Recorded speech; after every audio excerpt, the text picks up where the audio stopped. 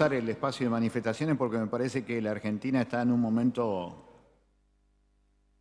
de mucha fragilidad. El convenio suscripto con el Fondo Monetario Internacional no anuncia nada bueno. La historia política del endeudamiento argentino así lo confirma. Este año, el 19 de agosto, se van a cumplir 200 años de la primera sugerencia de un empréstito. El 19 de agosto de 1822, don Bernardino Rivadavia, disculpen la mala palabra, como ministro del gobierno de Martín Rodríguez, dijo que había que contraer un crédito con la Baring Brothers de 1 millón de libras esterlinas. Ya para ese entonces él trabajaba como presidente de la River Plate Land and Company, la compañía de tierras y de minas del Río de la Plata que le pagaba 60.000 libras esterlinas por año a Bernardino Rivadavia. Después iba a ser el primer presidente de los argentinos. ¿Para quién iba a trabajar Rivadavia? Para su patrón, para los intereses ingleses. El 1 de julio de 1824 se hace el crédito. 1 millón de libras esterlinas, llegan 470.000 libras esterlinas y las terminamos pagando. Ese crédito de 1824 lo terminamos pagando en el año 1904, 4 millones de libras esterlinas. La Argentina, en medio de todo ese proceso, pierde la soberanía sobre Malvinas. Arenales desplaza a Güemes de ser el prócer salteño porque le entrega las minas de Salta a los ingleses y se empieza a producir lo que después Julio Argentino Roca Hijo iba a definir con que la Argentina iba a ser una joya más de la corona de su graciosa majestad. Eso se consolida en 1930, se inaugura el Banco Central de la República Argentina con el primer golpe de Estado. Todos son capitales ingleses los representantes del primer Banco Central de la República Argentina. Los abogados de la primera Corte Suprema de Justicia de la Nación son representantes de las firmas inglesas. Y en 1944, cuando se crea el Fondo Monetario Internacional, 29 países lo crean y lo terminan instituyendo el 29 de diciembre de 1945, la Argentina, a partir del desarrollo de lo que fue el primer peronismo, le dice que no al Fondo Monetario Internacional hasta que el 16 de septiembre del 55, con el golpe, la Argentina ingresa al Fondo Monetario Internacional. Empieza allí una historia que llega hasta nuestro presente, en donde increíblemente hace pocas horas atrás se ratifica el endeudamiento que sirvió para fugar millones y millones de dólares de parte del gobierno macrista por el gobierno que iba a superar y hacer todo lo contrario al macrismo.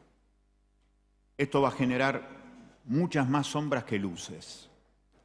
En medio de todo este proceso, el 1 de julio de 1973, Richard Nixon creó la DEA,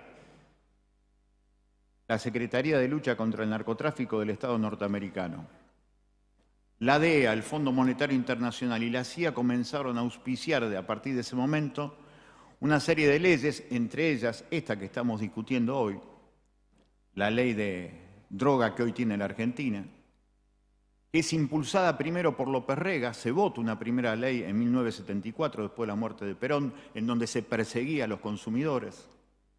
Y el primer cargamento llega con un acuerdo de la DEA, la CIA y el Fondo Monetario Internacional a la ciudad de Rosario, 200 kilos de cocaína, 24 de abril de 1978, a solamente 2 meses de empezar el Mundial de Fútbol, en un acuerdo que hace Videla, el de la dictadura genocida, con Banzer.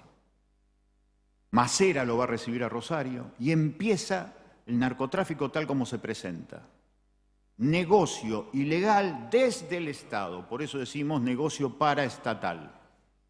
A partir de ese momento, la DEA ha servido en toda América Latina simplemente para administración de la circulación y exportación de las primeras sustancias, especialmente cocaína, marihuana y droga sintética, hacia América Latina.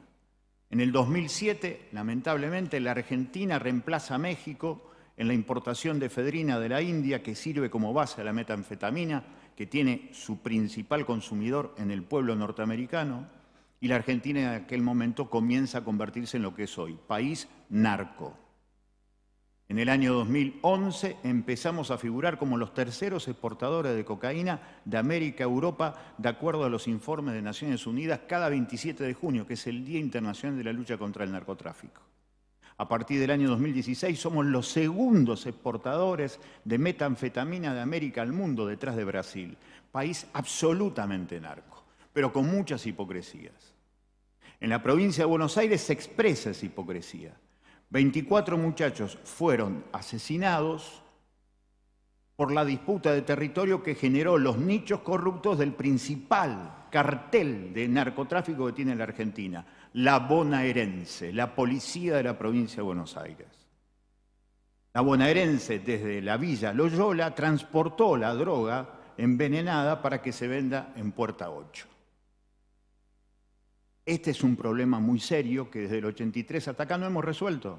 El problema de la seguridad no lo puede resolver un solo gobierno, una fuerza política, un solo frente. Ese es el acuerdo institucional multipartidario que tenemos que hacer para que nadie se haga el distraído. A partir de ese momento tenemos la realidad. Miren lo que pasa con la cuestión de las muertes sobredosis. 20.000 muertes sobre sobredosis tenemos cada año en la Argentina. De las 20.000 muertes, 12.000 son picos de sobredosis por el alcohol y 7.000 son por el tabaco, 600 solamente por cocaína. ¿Qué mata más? La droga legal. Lo que está legalizado mata más. Por eso es tan importante empezar a discutir si el rol del Estado es poner la ambulancia para llevarse los cuerpos de los muertos, los cuerpos de los intoxicados, o si el Estado tiene que empezar a discutir la regulación de la circulación para sacar las mafias y así tener la posibilidad de sacar la violencia de las calles. No podemos hacer ese debate. Yo tengo una profunda admiración por los curas que tienen la opción preferencial por los pobres y que nos dicen que discutir la legalización del consumo puede generar mucho más dureza en los barrios humildes. Ya está la dureza. Las pibas y los pibes se mueren por la basura que consumen. Y esa basura que consume acá, en Santa Fe, en Rosario, en Reconquista, en Rafaela, en Venado Tuerto, dice hoy la información de la Justicia Federal que la pureza de lo que se consume en nuestros barrios es de menos del 1%. Se le está dando basura a nuestras pibas y a nuestros pibes.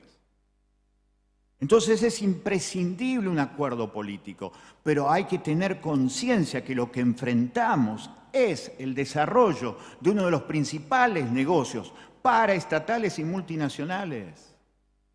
Es imprescindible darnos cuenta que a mayor dependencia de la Argentina, mayor empobrecimiento y mayor nivel de consumo.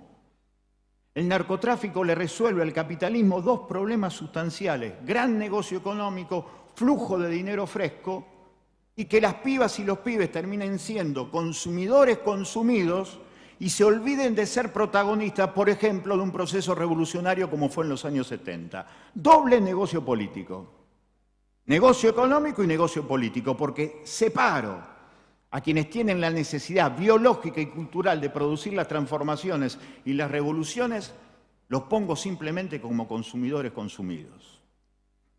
Por eso decía, en estos tiempos en donde se profundiza el rol de la Argentina como semicolonia por esta increíble claudicación, este nuevo capítulo del Estatuto Legal del Coloniaje, es imprescindible saber que pensar la realidad de todo lo que nos está pasando es intentar pensar con nuestra cabeza.